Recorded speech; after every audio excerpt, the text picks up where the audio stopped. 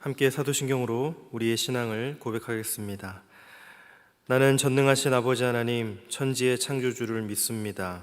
나는 그의 유일하신 아들 우리 주 예수 그리스도를 믿습니다. 그는 성령으로 잉태되어 동정녀 마리아에게서 나시고 본디오 빌라도에게 고난을 받아 십자가에 못 박혀 죽으시고 장사된 지 사흘 만에 죽은 자 가운데서 다시 살아나셨으며 하늘에 오르시어 전능하신 아버지 하나님 우편에 앉아 계시다가 거기로부터 살아있는 자와 죽은 자를 심판하러 오십니다. 나는 성령을 믿으며 거룩한 공교회와 성도의 교제와 죄를 용서받는 것과 몸의 부활과 영생을 믿습니다. 아멘. 다 함께 찬송가 63장으로 우리 주님을 찬양하겠습니다.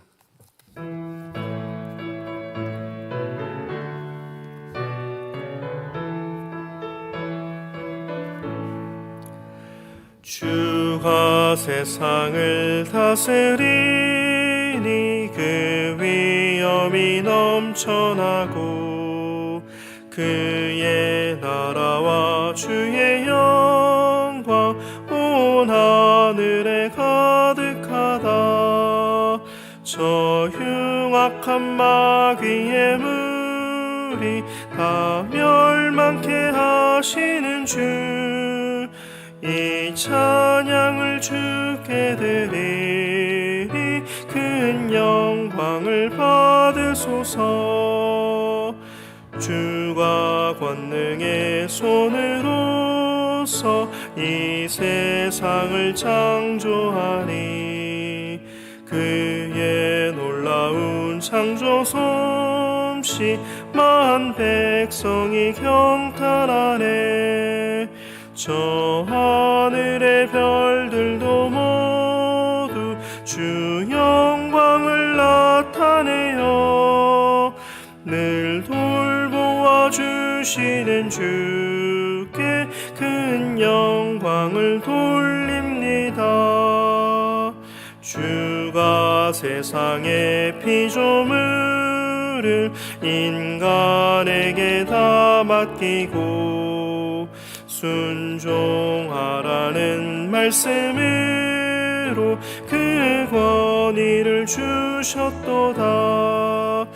온 땅 위에 주님의 위엄 늘 넘치며 가득하니 그 나라와 주님의 영광 온 천하에 찬란하다. 오늘 우리에게 주신 하나님의 말씀은 이사야 45장 8절부터 17절까지 말씀입니다. 이사야 45장 8절부터 17절까지의 말씀, 구약 1023쪽입니다. 주신 말씀을 제가 봉독하겠습니다. 하늘이여 위로부터 공의를 뿌리며 구름이여 의를 부을지어다. 땅이여 열려서 구원을 싹트게 하고 공의도 함께 움돋게 할지어다. 나 여호와가 이 일을 창조하였느니라. 질그릇 조각 중 한 조각 같은 자가 자기를 지으신 이와 더불어 다툴진대 화 있을진저 진흙이 토기장이에게 너는 무엇을 만드느냐? 또는 내가 만든 것이 그는 손이 없다 말할 수 있겠느냐? 아버지에게는 무엇을 낳았소 하고 묻고 어머니에게는 무엇을 낳으려고 해산의 수고를 하였소 하고 묻는 자는 화 있을진저 이스라엘의 거룩하시니 곧 이스라엘을 지으신 여호와께서 이같이 이르시되 너희가 장래 일을 내게 물으며 또 내 아들들과 내 손으로 한 일에 관하여 내게 명령하려느냐. 내가 땅을 만들고 그 위에 사람을 창조하였으며 내가 내 손으로 하늘을 펴고 하늘의 모든 군대에게 명령하였노라. 내가 공의로 그를 일으킨지라 그의 모든 길을 곧게 하리니 그가 나의 성읍을 건축할 것이며 사로잡힌 내 백성을 값이나 갚음이 없이 놓으리라. 만군의 여호와의 말이니라 하셨느니라. 여호와께서 이같이 말씀하시되 애굽의 소득과 구스가 무역한 것과 스바의 장대한 남자들이 내게로 건너와서 내게 속할 것이요 그들이 너를 따를 것이라. 사스레미어 건너와서 내게 굴복하고 간구하기를 하나님이 과연 내게 계시고 그 외에는 다른 하나님이 없다 하리라 하시니라. 구원자 이스라엘의 하나님이여 진실로 주는 스스로 숨어 계시는 하나님이시니이다. 우상을 만드는 자는 부끄러움을 당하며 욕을 받아 다 함께 수욕 중에 들어갈 것이로되 이스라엘은 여호와께 구원을 받아 영원한 구원을 얻으리니 너희가 영원히 부끄러움을 당하거나 욕을 받지 아니하리로다. 아멘. 오늘 본문을 이해하려면 이제 고레스 왕에 대해서 알아야 합니다. 고레스는 바사를 세운 왕입니다. 바사는 페르시아죠. 세울 뿐만 아니라 대제국으로 성장시켰습니다. 고레스는 오늘날 이란인들이 아버지라고 부를 만큼 존경하는 왕입니다. 건국 영웅입니다. 우리로 하자면 이순신 장군이나 세종대왕 같은 존재라고 생각이 됩니다. 이 고레스는 바벨론을 무너뜨렸습니다. 바벨론이 어떤 나라입니까? 남유다를 멸망시키고 유대인들을 포로로 잡아간 나라입니다. 무너뜨린 뒤에 유대인들을 고국으로 돌려보냅니다. 우연히 일어난 일이 아닙니다. 이사야 45장이 말씀하고 있습니다. 하나님의 뜻이에요. 고레스가 태어나기 약 150년 전에 성경은 고레스의 이름과 그가 할 일을 정확하게 예언하고 있습니다. 얼마나 놀랍습니까? 장래에 감춰진 그 은밀한 일을 모두 아시고 주관하는 하나님입니다. 하나님께서 이 고레스에 대해서 말씀하십니다.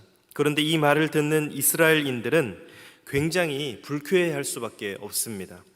이사야 44장 28절에 고레스에 대하여는 이르기를 내 목자라 그가 나의 모든 기쁨을 성취하리라 하며, 하나님께서 고레스를 내 목자다라고 말씀하십니다. 이 표현은 다윗 왕조를 떠올리게 합니다. 다윗이 누구입니까? 오실 메시아의 모형입니다. 이 말은 고레스도 메시아의 모형이다로 연결이 됩니다. 이스라엘인들은 이방인이 다윗 왕조의 모형이 된다는 사실을 받아들이지 못합니다. 이사야 43장 19절에 보라 내가 새 일을 행하리니 이제 나타낼 것이라 너희가 그것을 알지 못하겠느냐? 반드시 내가 광야의 길을 사막의 강을 내리니. 우리가 잘 아는 말씀이죠. 여기서 새 일이 고레스를 통한 포로 귀환입니다. 이방 왕을 통해 이스라엘이 재건된다는 선포예요. 하나님 참 놀랍습니다. 어떻게 이스라엘의 구원을 이방 왕을 통하여 하실 생각을 하셨습니까? 하나님의 생각은 우리의 생각보다 높습니다. 하나님의 길은 우리의 길보다 높습니다. 이렇게 찬양해야 되는데 이스라엘 백성들은 하나님이 이방 왕을 통하여서 너희를 구원하시겠다는 것에 거부감을 가졌습니다. 불만이었어요. 왜냐하면 내 상식과 내 생각과 어긋나기 때문입니다. 유대인 중에서 다윗 왕 같은 왕이 일어나서 바벨론을 물리치고 우리를 구원하는 게 내 생각에는 맞는 것 같다. 이방 왕이 하나님의 목자라고 칭함받는 것이 너무나 거북하다라고 생각한 것입니다. 여러분, 하나님의 역사는 어떻게 이루어집니까? 종종 우리의 상식을 뛰어넘고 생각을 초월합니다. 우리는 이 사실을 인정해야 합니다. 12제자들은 예수님이 힘으로 실력을 발휘해서 로마의 압제를, 그 권력을 무마시킬 것으로 생각을 했습니다. 정치적 메시아로 보았어요. 그것이 가장 상식적이고 이상적인 것이 아니겠습니까? 유대를 힘으로 장악하고 있는 로마에게 힘으로 대항해서 일어나야 되는 것이죠. 로마의 식민 지배를 물리치는 것이 이스라엘의 구원이다라고 생각을 했습니다. 그러나 예수님 어떻게 하셨습니까? 도살장에 끌려가는 어린 양처럼 순종하셨습니다. 십자가 죽음을 통해서 구원을 이루셨습니다. 그리고 내가 이러한 죽음을 맞이할 것이다 라고 순환을 예고하셨어요. 그때 베드로는 뭐라고 대답합니까? 주여 그리하지 마옵소서, 결코 이 일이 이루어지지 아니하리이다 라고 말하였습니다. 곧바로 예수님께서 사탄아 내 뒤로 물러가라, 너는 나를 넘어지게 하는 자로다. 네가 하나님의 일을 생각하지 아니하고 도리어 사람의 일을 생각하는구나 라고 말씀하십니다. 이렇게 사람의 생각과 하나님의 생각은 달랐다는 거예요. 심지어 예수님의 수제자로서 3년 동안 예수님을 지근거리에서 쫓아다녔던 베드로도 하나님의 생각을 다 이해할 수 없었습니다. 이사야 45장 1절에는 고레스를 여호와께서 기름 부으셨다라고 말합니다. 충격적인 말씀입니다. 이스라엘의 기름 부음은 이스라엘의 제사장, 선지자 그리고 왕에게만 부어집니다. 그러니까 이스라엘인들이 볼 때 이스라엘의 구원은 이스라엘인을 통해서 이루어집니다. 그러나 하나님께서는 이스라엘의 구원을 굳이 이스라엘 사람을 통해서 이룰 필요는 없는 것입니다. 하나님은 만왕의 왕이시기 때문입니다. 열방의 통치자이기 때문입니다. 그래서 이방 왕을 사용하십니다.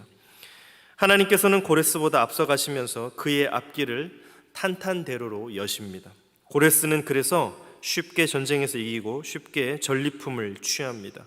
하나님께서 이기게 하신 것입니다. 하나님은 심지어 감추어진 보물까지도 다 찾아내서 고레스에게 주셨습니다.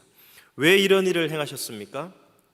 첫 번째로는 고레스가 여호와 하나님이 참 하나님임을 알게 하기 위함입니다. 이사야 45장 3절을 새 번역으로 읽어드리겠습니다. 안 보이는 곳에 간직된 보화와 감추어둔 보물을 너에게 주겠다. 그때 너는 내가 주인 줄을 알게 될 것이고 이스라엘의 하나님이 너를 지명하여 불렸다는 것을 알게 될 것이다. 이것이 고레스를 부른 첫 번째 이유입니다. 하나님께서 고레스에게 승리를 주시는 두 번째 이유가 4절에 나오는데요. 다시 새 번역으로 읽어드립니다. 내가 너를 지명하여 부른 것은 나의 종 야곱, 내가 택한 이스라엘을 도우려고 함이었다. 네가 비록 나를 알지 못하였으나 내가 너에게 영예로운 이름을 준 까닭이 바로 여기에 있다. 고레스가 이스라엘을 돕는 것이 하나님의 뜻입니다. 하나님은 고레스를 통해서 이스라엘을 회복하길 원하셨습니다. 그래서 승리도 주시고 강력한 바사 나라를 건설하게 하셨습니다. 여호와 하나님께서 고레스에게 능력을 주신 마지막 이유는 온 세상이 여호와 하나님만이 참 하나님이라는 것을 알게 하기 위함입니다. 자, 여기서부터 오늘 본문이 시작됩니다. 이스라엘은 여호와께서 고레스를 도구로 사용하셔서 자신의 백성을 구원하신다는 것을 믿기 어렵다, 믿고 싶지 않다라고 말합니다. 하나님의 섭리나 역사하시는 방식이 우리 수준에서 도저히 이해되지 않을 때가 있습니다. 이럴 때 어떻게 해야 되겠습니까? 하나님 왜 그렇게 역사하셨습니까? 나는 이해 못하겠습니다. 하나님이 주관하시는 것 맞습니까? 이렇게 질문하면 되겠습니까? 아닙니다.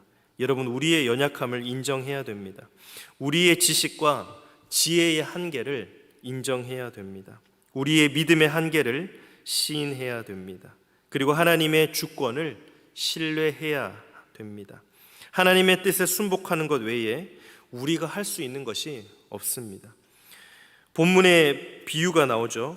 이것은 이스라엘인들이 자신의 구원자로 고레스를 세우는 것에 대해서 불만을 품고 하나님께 던지는 질문입니다. 9절 10절 말씀 읽겠습니다. 질그릇 조각 중 한 조각 같은 자가 자기를 지으신 이와 더불어 다툴진대 화 있을진저 진흙이 토기장이에게 너는 무엇을 만드느냐? 또는 네가 만든 것이 그는 손이 없다 말할 수 있겠느냐? 아버지에게는 무엇을 낳았소 하고 묻고 어머니에게는 무엇을 낳으려고 해산의 수고를 하였소 하고 묻는 자는 화 있을진저. 여러분, 우리와 하루살리 벌레 중에 누가 더 우월합니까? 우리가 훨씬 더 우월하죠. 그 간격은 상상을 초월합니다.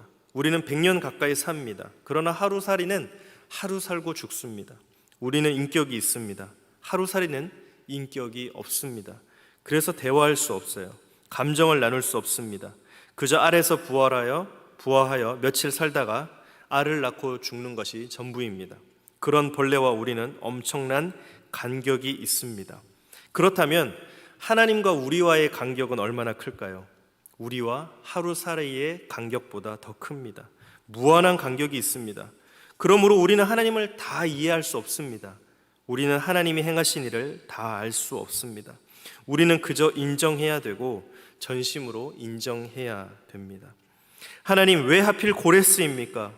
왜 이방인입니까? 유대인을 세우셨어야죠 라고 말하는 것은 진흙이 토기장이에게 이의를 제기하는 것과 같습니다. 여러분에게 진흙이 말을 건다고 한번 생각해 보십시오. 진흙은 입이 없죠. 살아있는 존재가 아닙니다. 만약에 정말로 길에 있는 흙이 여러분에게 오늘 말을 건다면 얼마나 황당하시겠습니까? 당신 지금 뭐 하고 있습니까? 왜 그렇게 하고 있습니까? 그렇게 하지 마십시오 라고 흙이 우리에게 훈수를 두고 교훈을 준다고 한다면 처음에는 일단은 놀래겠죠. 아니 흙이 말을 하네 하고 놀라고 황당하겠지만 이내 조용히 해 흙주제라고 이렇게 무시해버릴 것입니다. 여러분, 진흙은 존재론적인 한계 때문에 토기장이에게 말할 수 없습니다. 왜요? 흙은 입이 없잖아요. 생명이 없습니다. 인격이 없습니다. 그렇기 때문에 당신 토기장이여 그릇을 만들지 말고 항아리를 만드십시오. 냄비를 만들지 말고 주전자를 만드시오라고 말할 수 없습니다. 두 번째 출산의 비유는 더 황당합니다. 아버지에게 무엇을 낳았소? 어머니에게 무엇을 낳으려고 그렇게 해산의 수고를 하였소? 이 말은 더 황당해요. 아직 세상에 태어나지도 않은 아이가 자신의 출생에 관해서 아버지 어머니에게 따지는 것입니다. 눈에 보이지도 않는 태아가 부모에게 질문할 수 있겠습니까? 왜 나를 낳았습니까? 어머니 무슨 해산의 수고를 하셨습니까? 다 큰 성인이 질문해도 페루나적인 질문입니다. 그런데 약 4주 된 베아가 이렇게 질문을 한다면 얼마나 황당하겠습니까? 존재론적으로도 그 시기에는 어떤 말도 할 수 없습니다. 마치 그런 존재가 부모에게 왜 그랬냐고 따지는 것은 너무 기가 막혀서 말문이 막히는 것입니다. 이스라엘 백성들이 하나님께 왜 고레스를 통해서 이스라엘을 구원하려고 합니까? 라는 그 질문이 바로 이와 같다는 것입니다. 이렇게 질문하지 말라는 것입니다. 우리는 하나님의 구원 계획에 이의를 달 수 없습니다. 하나님 왜 하필 예수님의 십자가를 통하여 나를 구원하셨습니까? 그 방법은 옳지 않습니다. 그 방법은 내 생각에 불편합니다. 이렇게 말하는 사람에게 화가 있을 것이라는 말입니다. 하나님께서 매우 기뻐하지 아니하십니다. 여러분, 그러면 하나님은 무서운 선생님 같은 분입니까? 무서운 직장 상사와 같은 분입니까? 선생님 질문 있습니다. 질문하지 마. 네가 알아서 공부해서 해답을 찾도록 해. 고작 그 업무도 못해서 나한테 물어봐? 너는 제대로 하는 게 뭐야? 이렇게 질문 자체에 냉소적으로 반응하고 신경질적으로 반응하는 분입니까? 하나님은 결코 그런 분이 아닙니다. 하나님은 그렇게 까칠하게 감정적으로 반응하는 분이 아닙니다. 그럼 우리는 오늘 이 본문을 무슨 의미로 받아들여야 하겠습니까? 하나님의 성품과 계획을 신뢰하라는 것입니다. 여러분, 하나님보다 우리를 더 사랑하는 분이 계십니까? 없습니다. 하나님보다 더 완벽한 생각을 가진 분이 계십니까? 없습니다. 하나님보다 온유한 성품을 가진 분이 계십니까? 존재하지 않습니다. 하나님처럼 포기를 모르고 한번 사랑하면 끝까지 놓지 아니하시는 분이 있습니까? 없습니다. 여인은 그 자식을 잊을지라도 나는 너를 잊지 않는다. 가장 고결하고 강력한 사랑을 우리에게 베풀어 주시는 분입니다. 그 하나님의 사랑과 성품과 계획을 의심하지 말라는 것입니다.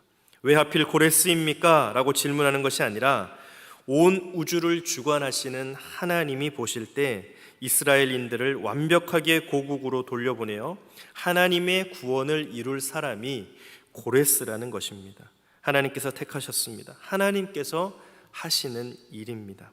13절에 뭐라고 말합니까? 내가 공의로 그를 일으킨지라 그의 모든 길을 곧게 하리니 그가 나의 성읍을 건축할 것이며 사로잡힌 내 백성을 값이나 갚음이 없이 놓으리라. 만군의 여호와의 말이니라 하셨느니라. 내가 공의로 고레스를 일으킨지라. 가장 완벽한 판단력을 가진 내가 고레스를 일으켰다. 그가 나의 성읍을 건축할 것이다. 사로잡은 내 백성을 값이나 갚음이 없이 놓으리라. 고레스는 돈 받고 놔주지 않을 것이다. 다 풀어줄 것이고 예루살렘 성전을 재건할 것이다. 그럼 이렇게 완벽한 구원을 이루신 하나님을 보면서 우리는 어떻게 해야 되겠습니까? 우리 15절부터 17절 말씀을 같이 한번 읽어보겠습니다. 구원자 이스라엘의 하나님이여 진실로 주는 스스로 숨어 계시는 하나님이시니이다. 우상을 만드는 자는 부끄러움을 당하며 욕을 받아 다 함께 수욕 중에 들어갈 것이로되 이스라엘은 여호와께 구원을 받아 영원한 구원을 얻으리니 너희가 영원히 부끄러움을 당하거나 욕을 받지 아니하리로다. 구원자 이스라엘의 하나님은 스스로 숨어 계시는 하나님입니다. 이렇게 고백해야 하는 것입니다. 현재 이스라엘 백성들의 상황이 어떻습니까? 하나님의 심판을 앞두고 있습니다. 나라가 멸망당할 것입니다. 바벨론의 포로로 끌려갈 것입니다. 큰 난리가 일어나지만 하나님은 숨으실 것입니다. 하나님을 찾아도 돌아오는 대답은 없을 것입니다. 그러나 이스라엘은 그 숨어 계시는 중에서도 하나님은 구원자이십니다. 진노 중에서도 구원을 베푸십니다 라고 고백을 해야 되는 것입니다. 여러분, 우리 삶에 우연이 있습니까? 없습니다. 하나님의 심판을 받는다고 생각하는 분이 혹시 계십니까? 하나님이 내게 얼굴을 숨기시는 것 같이 느끼시는 분이 계십니까? 하나님은 숨어 계시는 와중에도 우리의 구원이 되십니다. 우리의 아버지가 되십니다. 우리를 돌보십니다. 사랑스러운 어린 양으로 여기시며 우리를 품고 계십니다. 그 하나님의 사랑과 성품을 우리는 잊지 말아야 합니다. 오늘 말씀을 통해서 나를 향한 하나님의 사랑을 발견하시길 축복합니다. 그래서 17절의 고백을 하십시오. 이스라엘은 여호와께 구원을 받아 영원한 구원을 얻으리니 너희가 영원히 부끄러움을 당하거나 욕을 받지 아니하리로다. 이스라엘에 여러분의 이름을 넣어서 한번 고백해 보십시오. 저도 한번 해보겠습니다. 한 소리는 여호와께 구원을 받아 영원한 구원을 얻으리니 한 소리가 영원히 부끄러움을 당하거나 욕을 받지 아니하리로다. 여러분, 삶이 어려우십니까? 징계가 있는 것 같습니까? 영원히 부끄러움을 받지 아니할 것입니다. 오늘 하나님 약속하고 계시죠? 하나님은 진노 중에도 구원을 베푸시는 분입니다. 스스로 숨어 계시는 중에서도 구원자로 나타내시는 분이십니다. 그 하나님을 찬양합시다. 하나님이 내게 계셔서 참 다행입니다.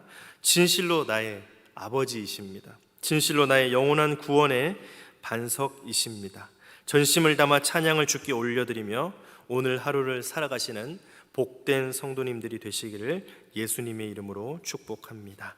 우리 시간 한번 같이 말씀 가지고 기도하겠습니다. 하나님, 왜 그렇게 역사하셨습니까? 나는 이해할 수 없습니다.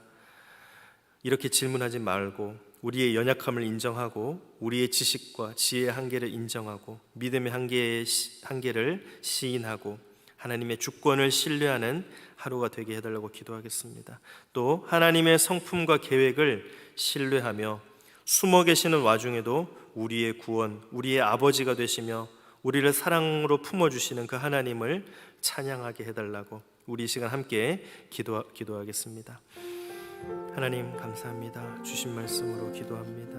하나님, 우리의 삶 속의 말씀이 신앙과 삶의 기준이 되어 우리의 삶을 이끌어가며 또 인도하며 특별히 하나님의 뜻 가운데 의문을 품고 또 우리가 질문을 던질 수는 있지만 그럼에도 불구하고 우리의 지식과 지혜의 한계를 인정하고 우리의 믿음의 한계를 시인하고 우리의 연약함을 인정하고 하나님의 주권과 계획과 하나님의 인도하심 앞에 순종하고 순복하는 하루가 될 수 있도록 주님 도와주옵소서.